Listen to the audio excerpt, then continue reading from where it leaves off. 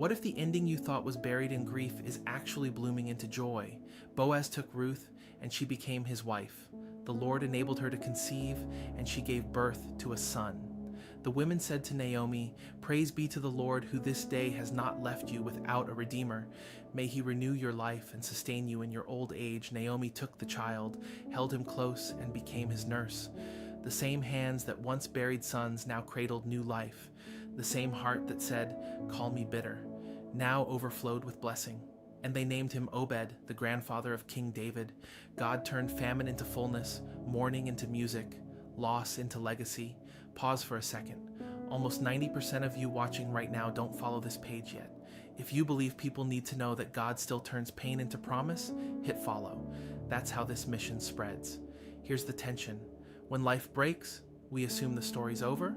Naomi did. She thought her best days were behind her, but grace doesn't end in graves, it resurrects them. The very place of her loss became the womb of redemption. Here's the truth. God's kindness doesn't just comfort, it restores.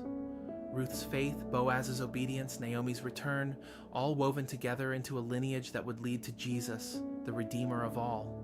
The God who gave Naomi Obed gave the world a Savior through that same bloodline. And the application? Whatever feels dead in your life right now, hope, peace, purpose, God can breathe on it again.